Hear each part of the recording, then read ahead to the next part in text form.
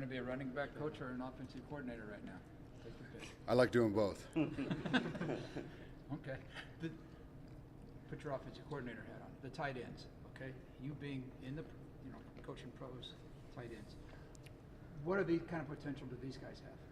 Well, I think it's a really interesting group of guys. I think the first thing is that we have a lot of them. I think that group's worked really hard, and I think obviously having tight ends is something that helps any offense, and it gives you the ability to be in multiple sets and different personnels. And in today's age of football, there's a lot of 11 personnel or multiple wide receivers, and we just felt like those guys have done a really good job of being able to get in there and adapt and do some different things. What about next level for them? Yeah, it's they're all young guys, so I think for them it's like everybody. It's what you do on a day-to-day basis is really building your resume to give yourself an opportunity, down the road. And obviously there's a lot of work for everybody, and I've just been real happy with really how they've worked and how they're progressing. With some of the young running backs you have, does it help having a guy like Sheldon that's been around for so long? It does, and Sheldon's done a really good job with all the guys, and obviously Kane has been around here long enough to understand and know our terminology and be able to help Brees along as a young guy, and Johnny Lang along as a young guy, and also Rory Walling's over there now too. So I think that room's been it's a really tight room. I think it's been a really tight room for a long time. I think the culture that's been set here, David was a big part of setting that culture, and I think those guys have done a great job in that room. What have you seen from Sheldon? He had a couple good runs today. I think the thing that really shows up with Sheldon is he's pretty much the same guy every day on the football field. He's been really consistent for us, and just happy with what he's doing. He's making the right reads and going out and catching the football. You recruited Brock, and I think you said that you kept in contact with the staff through last year and you kind of caught glimpses of him. But what have you kind of seen from him in person through 3 practices? Yeah, he's highly competitive. Very, very, very competitive, very locked in and dialed into what you're doing, and he doesn't have time for anything other than exactly what's supposed to be going on. I think he has extreme focus in what we're trying to do, and I think he has a high-end understanding of what players on the field we're trying to affect and what we're trying to do offensively, and he's just been fun to be around. In what ways will you use Kane this next fall? Well, I think when you look at Kane, I think he's a good runner. It's a little early to say exactly what we'll be doing with him, but I see Kane as a running back, but also Kane has the ability to get the ball on the edge and really stretch a defense. And obviously we know what he's done as a kick returner, and a lot of that is his speed, but he's also a powerful guy. So, he's a running back, and but I think we want to be creative in different ways to get him touches and different ways to give him the football. Is he big enough? I mean, powerful enough, like you said. Last year, it looked like when he carried the ball into the line, he didn't go anywhere. I mean, what's he got to do to do that? I mean, is that blocking, or is it him? Or I think it's everything. I think that's why football is the greatest team sport. I think it's a collective effort, and also it's as a running back, sometimes it's hard when there's a lot of guys getting the balls and your touches are minimal. So we got to find a way to get Kane involved in the football game and get him touches early in the game and really get him into a groove. What's the biggest focus for the offensive line? This is probably the most experienced group that you guys have had since you've been here. But what's the focus or kind of goal for them in the spring and then the rest of the offseason? Yeah, it's fundamentals and technique, and I think Coach Myers and has done just a really good job of getting those guys to buy into the attitude and what it takes to be a really good offensive lineman.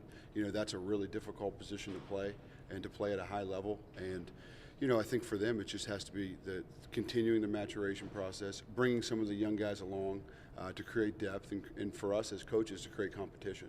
What have you seen from Brees, and how do you imagine possibly using him? Well, it's really early to tell. I think what you see from Brees is he's a smooth runner. It's very natural to him. And right now we're focused with Brees on learning the offense and where to line up, and we line the running back up in a lot of different places and just kind of continuing him on. And he's been really fun to be around. He's a very intelligent kid, and he's very serious about this game and this team. So I'm excited to get him going. And today was the first day of shells, so we haven't really got to see him doing anything other than that. But man, he's done a really good job. We got to see a couple hours of practice the other day, and I think Kane was out wide. You guys motioned him across. Dylan Sainer was like the fullback, but it's just him in the backfield. Do you guys have some versatile pieces where you can get creative? Yeah, we think so. I think that's the fun thing, like Randy alluded to, is having, different tight ends and just different personnel in general, I think is always a good thing. And, it's our job to find the best ways to fit those pieces according to the teams we're playing and, and what we're doing well. And, it's really early in the process to really pin that down exactly what it is and where our offense is going and what we want to do. But we're going to work real hard at it to make sure we're doing the best thing. Obviously, as you try to replace David, that's a big deal. But is replacing Sam every bit as big of a deal in terms of having a successful running game?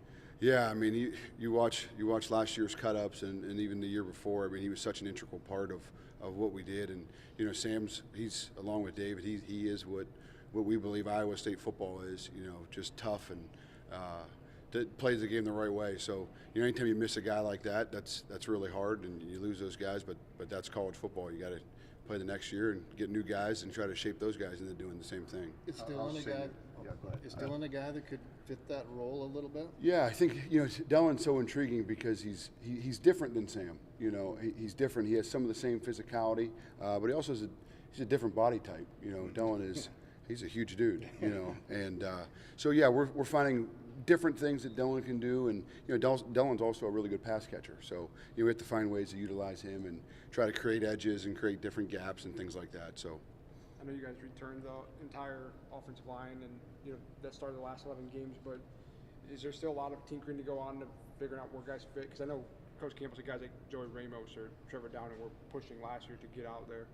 Yeah, I think I think that's we're still in that mold. Early in spring football, it's still competition. And I think we're really happy right now to have some young guys, to actually have some depth there at that position to be able to push each other a little bit. And those guys are getting meaningful snaps in practice right now. So we'll continue on with that and see where it goes.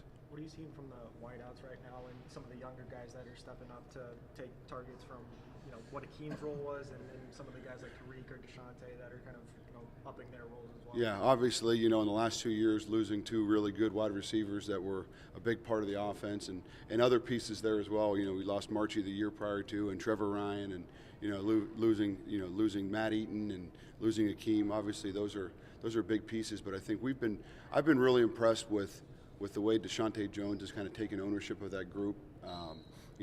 As a guy that's played in a lot of meaningful snaps here, and he's done a really good job leading that group. And Tariq, that you alluded to, is such a tough, competitive guy, and played a lot of really good snaps last year. So trying to bring the other guys along with those guys is something that we're working real hard at, and they're doing a good job. Coach Shieldhouse is really doing a good job with them. Coach Campbell said Tuesday he felt like you, being the running backs coach, is giving you a little bit more freedom than the offensive line.